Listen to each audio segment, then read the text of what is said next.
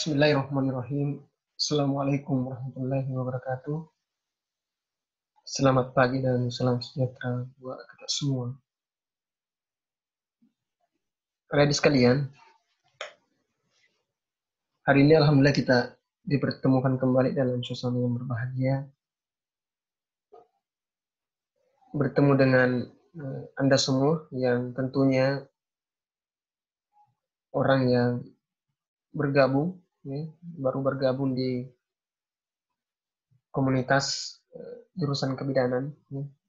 Saya mengucapkan selamat datang kepada Anda semua di jurusan kebidanan dan semoga nanti Anda akan menjadi generasi-generasi penerus pelanjut calon-calon bidan yang akan memberikan kontribusi besar terhadap perkembangan kesehatan ibu dan anak, secara khusus di provinsi kita, Sulawesi Barat. Baik adik sekalian, karena ini adalah pertemuan pertama, tentunya banyak hal yang ingin saya sampaikan kepada Anda semua. Yang semestinya hari ini kita bisa lakukan dengan bertatap muka langsung, tapi karena kondisi pandemi yang kemudian tidak mengharapkan kita demi mencegah terjadinya penularan penyakit ini, maka tidak ada jalan bagi kita untuk kemudian mencoba tetap belajar di musim pandemi ini dengan memanfaatkan teknologi yang ada. Salah satunya melalui media WAG ini, WhatsApp Group, ada media Classroom, dan yang lainnya. Pada intinya dari sekalian itu tidak akan membatasi kita, bagaimana kita bisa belajar mencari ilmu. Karena sungguhnya bertatap langsung ataupun tidak itu hanyalah metode saja. Tergantung dari kita mahasiswa, apakah kita ingin betul-betul serius belajar atau tidak. Dan saya pikir ini adalah tantangan bagi kita semua untuk mencoba belajar, lebih mendisiplinkan diri lagi, lebih menghargai waktu, lebih melatih kemampuan kita untuk belajar IT, karena ini adalah sebuah keniscayaan yang harus kita hadapi. Maka dari itu, adik sekalian, saya memesankan kepada Anda semua sebagai orang yang baru, mesti harus bersemangat, dimulai dengan semangat yang benar, kemudian niat yang baik, agar nanti Anda bisa mendapatkan ilmu yang banyak di tempat ini, di Poltekkes Mamuju. Semestinya ada sekalian di hari ini kita bisa melakukan via Zoom, tapi kami terkendala. Maka dari itu cukuplah ruang WAG ini kita jadikan sebagai ruang-ruang berdiskusi terkait dengan mata kuliah kita, ilmu sosial dan budaya dasar. Saya pikir sudah banyak pengantar yang telah diberikan oleh Ibu Dina Mariana sebagai penanggung jawab dari mata kuliah ini, dan kami, Sriadi, sebagai teman beliau yang akan mendampingi beliau dalam membawakan mata kuliah ini. Di mata kuliah ini 2 SKS, satu SKS untuk Ibu Dina Mariana dan satu SKS untuk saya. Baik adik sekalian, sebagaimana di pengantar mata kuliah, biasanya kita memberikan arahan-arahan kepada mahasiswa terkait dengan bagaimana kontrak pembelajaran kita di mata kuliah ini. Saya mengatakan seperti ini, bahwa jika Anda ingin mendapatkan nilai yang bagus dalam mata kuliah ini, silahkan saudari-saudari mengikuti prosesnya dengan baik. Karena insya Allah ketika saudari-saudari mengikuti prosesnya dengan baik, insya Allah nilainya pun akan bagus. Dan saya pikir seorang mahasiswa itu harus jeli melihat bagaimana kondisi dosen dan bagaimana penilaian dosen sebenarnya. Karena tentu dalam penilaian itu tidak hanya kemudian kehadiran kita di kelas, tetapi di situ ada nilai etika, ada nilai kesopanan, adab terhadap dosen. Saya pikir itu bagian yang penting untuk kemudian kita bahas karena ini sangat berhubungan dengan mata kuliah kita, ilmu sosial dan budaya dasar. Yang perlu saya tekankan di sini sekalian bahwa metode pembelajaran kita di perguruan tinggi itu metode pembelajaran orang dewasa. Berbeda ketika kita berada di bangku kuliah di SMA, kita duduk, biasanya dosen yang kemudian memberikan kita ilmu dan dosennya memberikan buku. Tapi kalau dunia perguruan tinggi itu berbeda. Jadi mahasiswa itu harus aktif bertanya, ketika ada hal-hal yang kurang jelas. Jadi inilah dunia perguruan tinggi dari sekalian, dunia baru bagi Anda. Tetapi Anda mau tidak mau harus mencoba beradaptasi dengan baik agar kemudian Anda bisa mendapatkan hal yang banyak di masa ini. Baik, sekalian ya. Untuk mata kuliah ini insya Allah absennya akan senantiasa berjalan ya. Dan absennya pun secara online ya, nanti Anda akan isi di setiap pertemuan-pertemuan ya, termasuk pertemuan hari ini Anda akan mengisinya melalui URL dan kemudian akan diberikan password ya. Dan silakan Anda mengisi di jam pembelajaran dan diharapkan Anda betul-betul bisa berdisiplin, jangan sampai ada di antara Anda yang mengisi di luar jadwal. Itu mungkin dosennya tidak akan tegur, tapi itu sudah menjadi penilaian bagi Anda bahwa Anda ini termasuk orang-orang yang tidak mematuhi aturan. Jadi jangan menjadi mahasiswa yang selalu ingin ditegur sama orang ya, untuk berdisiplin. Tapi bercobalah ya, menyadarkan diri kita untuk kemudian senantiasa berbuat baik tanpa kemudian harus disuruh orang lain. Ya, butuh kesadaran dari Anda sekalian. Ya. Baik Anda sekalian, saya ingin masuk di materi pengantar untuk mata kuliah ini. Kita tahu bahwa kondisi mahasiswa perguruan tinggi kini ya, dan kita kaitkan dengan kondisi masyarakat, ada beberapa hal yang perlu kita bahas hubungan dengan mata kuliah ini. Karena kita ini sekarang dalam era menghadapi era atau dalam masa-masa globalisasi, di mana pengaruh dunia menghampiri kita. Dan ini sebuah keniscayaan. Ketika kemudian kita tidak mempelajari masalah global, kemampuan teknologi informasi, ya, maka kita kemudian akan tergerus oleh zaman. Maka ini sebuah keniscayaan. Modernisasi, globalisasi adalah sebuah keniscayaan yang harus kita hadapi sekalian. Kan tapi tentu banyak kondisi-kondisi yang kemudian bisa melahirkan ya karakter-karakter yang negatif terhadap seorang mahasiswa. Ya, adanya kondisi aktual masyarakat Indonesia. Ya. Ini tentu kita tidak harapkan bagaimana kemudian ini tertular ke mahasiswa. Ya. Di sini misalnya di sini ada paham sekularisasi. Ya. Sekularisasi ini adalah paham yang memisahkan antara agama dan kehidupan. Ya. Kita tahu bahwa patron, ya, manusia itu bertingkah laku ya karena ada agamanya, ada keyakinannya. Misalnya seorang muslim melakukan sebuah perbuatan baik karena dia sadar bahwa dengan perbuatan baik itu akan mendapatkan pahala di sisi Allah Subhanahu wa taala.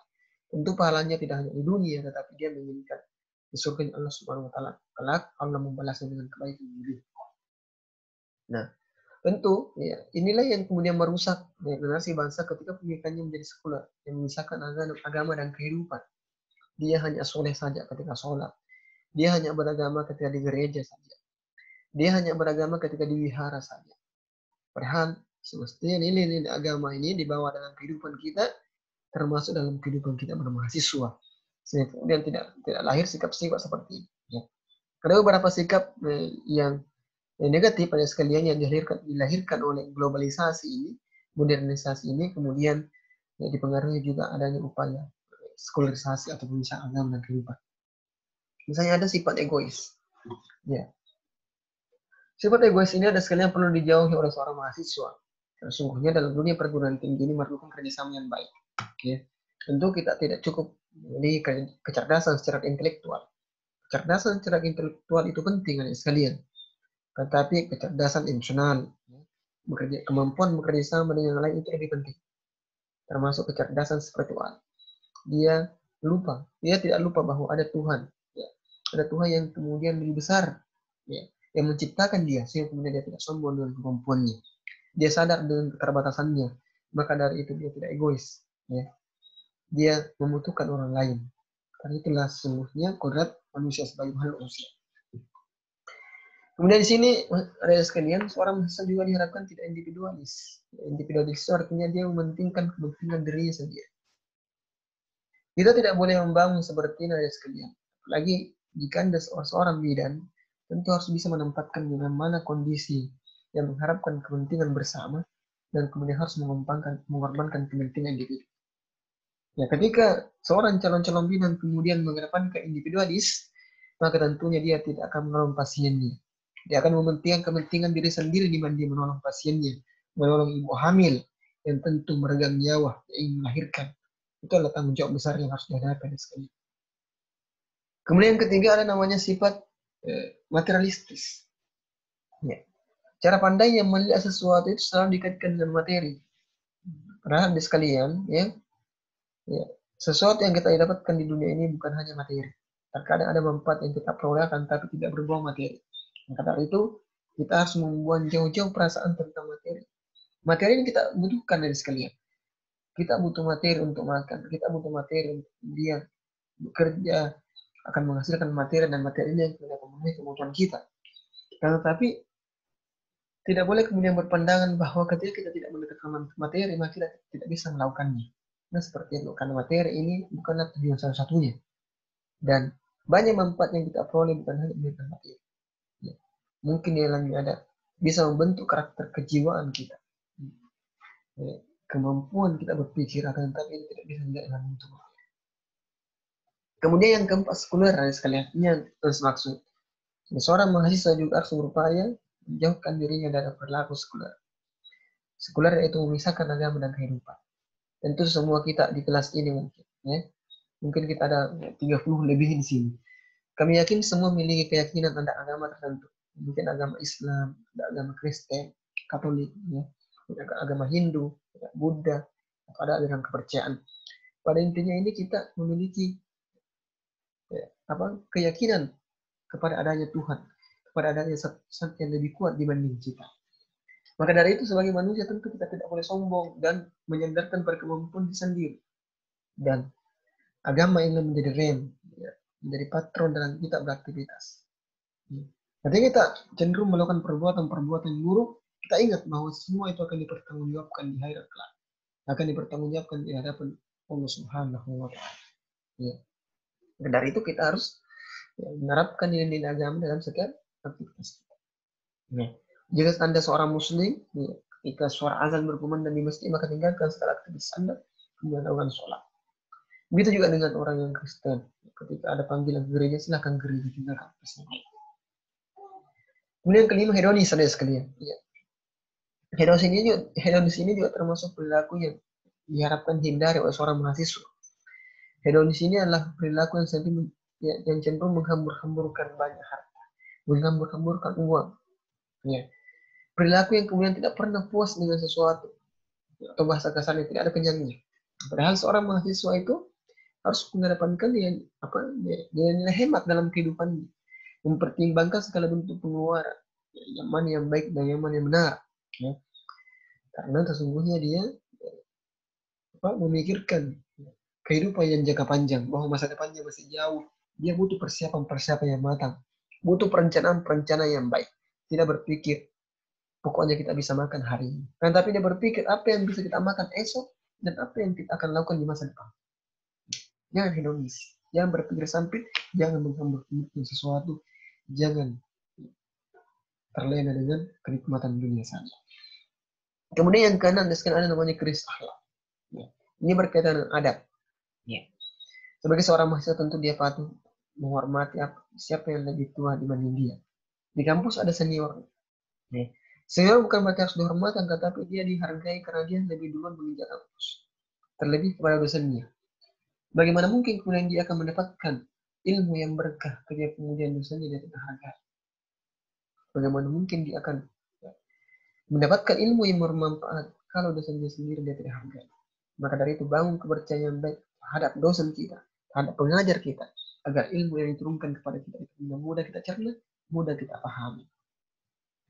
Kemudian yang terakhir, ada sekalian, agama sebagai simbol. Ini juga, ya. Jadi kita tidak ingin kemudian menjadikan agama itu sebagai simbol saja. Ya. Misalnya banyak yang mengaku beragama Islam, misalnya, tapi akan hanya simbol-simbol saja. Ketika dilihat KTP-nya agama Islam. Akan tapi pernahkah dia mengimplementasikan keislamannya dalam bentuk ibadah? Ini yang menjadi pertanyaan bagi kita semua sekali. Ya. Ini yang menjadi pertanyaan bagi kita semua. Sudahkah kita mengimplementasikan simbol-simbol agama dalam tugas kita? Ya. Simbol itu penting ada sekalian, kan? Tapi hanya sekedar simbol, maka kita harus berupaya mewujudkan simbol itu dalam keseharian. Ini mungkin untuk pengantar sekali.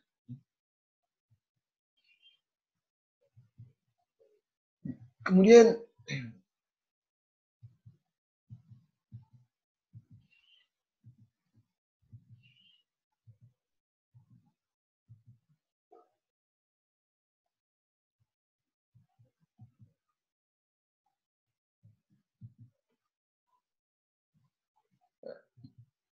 sikap individualistik. Ya.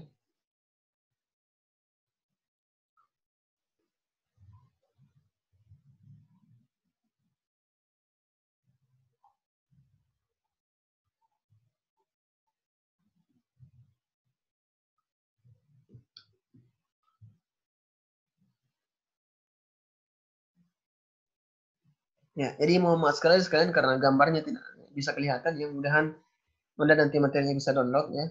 Ini gambarnya bisa kelihatan. Jadi ini di sini ada gambaran sebenarnya dari sekalian bagaimana seorang ibu hamil yang berdiri di bus dan kemudian begitu banyak orang-orang yang kemudian acuh tak acuh terhadapnya.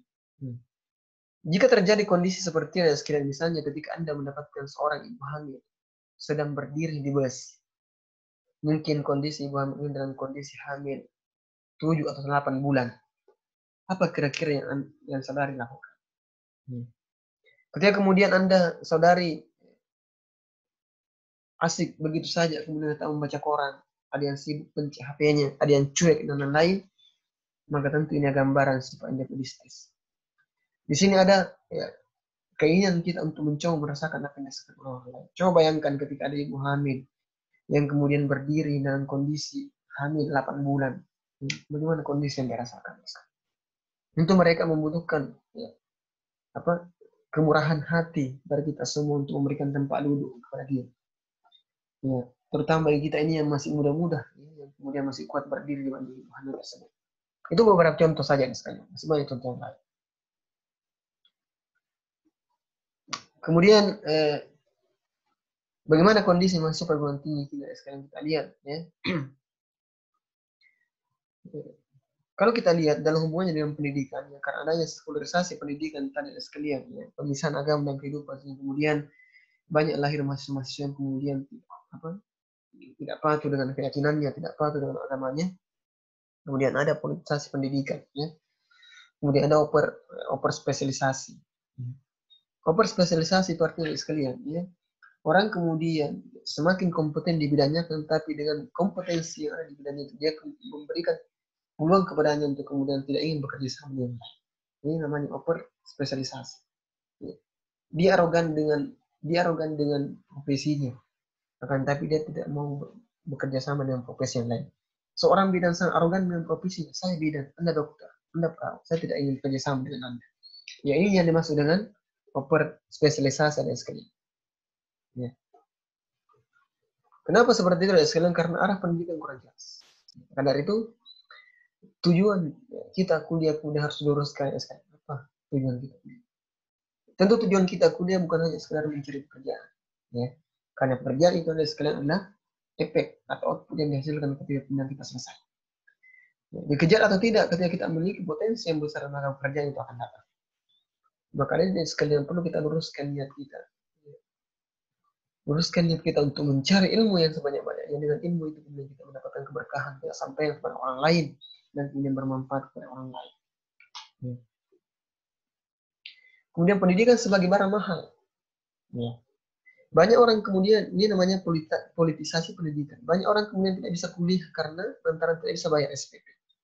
Maka bersyukurlah di antara Anda yang kemudian duduk ya, di jurusan kebidanan dan politik Semamudi ini karena Anda masih diberikan kesempatan oleh Tuhan, oleh Allah Subhanahu wa taala untuk mengenyam dunia pendidikan.